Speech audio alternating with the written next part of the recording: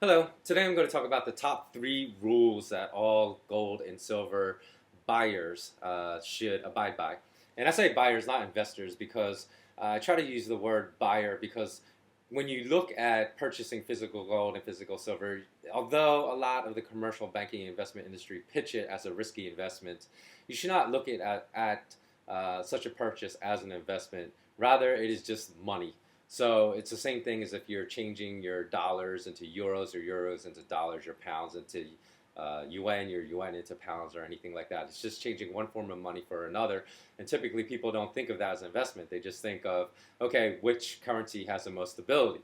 And it's clear over the last 11 years that physical gold and physical silver have retained their purchasing power. Not only have retained, but actually have appreciated the most in purchasing power against all the other bogus fiat paper currencies. So that's one thing, but that's not actually even one of the rules. Okay, the top three rules. One, gold and silver will always be volatile. So volatility does not equal risk because obviously for the past 11 years, silver rising from $4 an ounce to about 35 right now, and gold rising from $250 an ounce at the start of this bull to over 1700 has they've both been among the best performing asset classes in the entire world. So you can't really say they've been risky, but you certainly can't say they have not been volatile. They've been very, very volatile.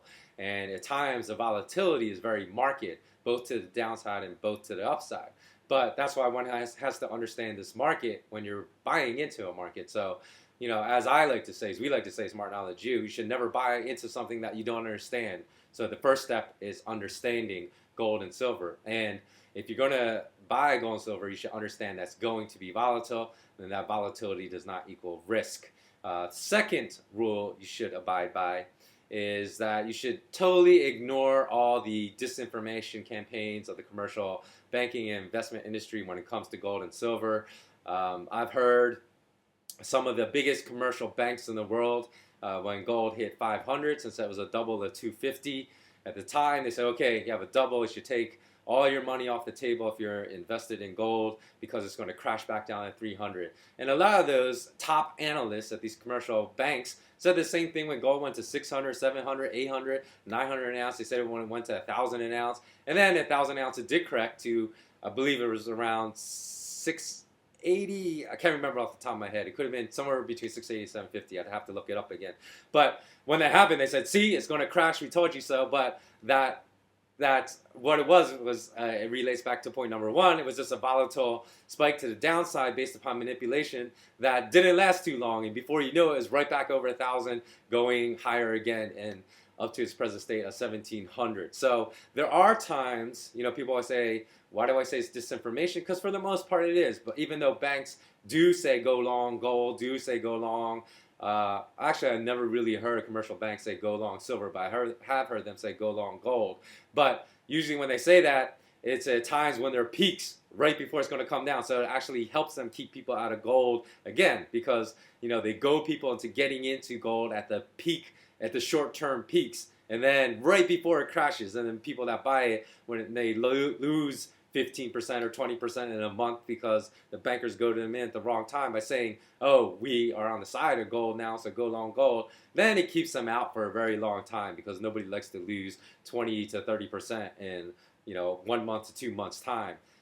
So a lot of that is disinformation, propaganda. And then the third thing is you always have to be patient because a lot of what this volatility does is it messes with people's psyches and their minds. So because they don't understand gold and silver, because they're not getting the proper information and being properly educated by commercial bankers or the commercial investment industry, they're making wrong decisions based on wrong information. So they don't understand the volatility. And a lot of times they panic sell out because they bought in too high, or even if they were lucky enough, because if you're following the guidance of a commercial investment advisor, most of the times it's going to be luck if you get in at a low risk, high reward point for gold and silver.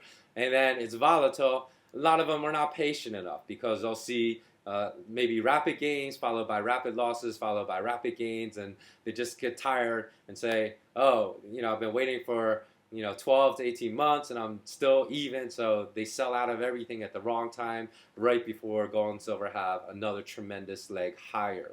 So those are the 3 rules. I did elaborate a lot more on these 3 rules because I don't really have time trying to keep these videos short and sweet to go into all the nuances of those 3 rules. But you can find a similar blog on my blog at www.theundergroundinvestor.com. So check it out.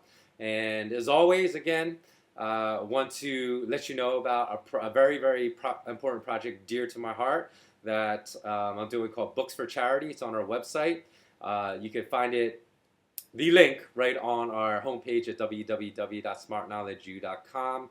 And what it is basically I'm trying to educate people and raise some money for good causes at the same time. So I'm in the process, only 1 book is done, but I'm in the process of finishing a 2nd book just about how sound money can return integrity to the banking system and can return the world to an organic, sustainable economy worldwide that wouldn't be susceptible to these massive crashes that are brought about by price distortions that central banks induce in economies. So those are 2 books on that subject, and the 3rd is just a literary fiction novel that I wrote. We're donating 100% of all proceeds from first-year sales to 3 great organizations that help children with learning disabilities or children who have been orphaned. So please check it out. Thanks for watching, and until tomorrow, have a great day. Thanks. Bye.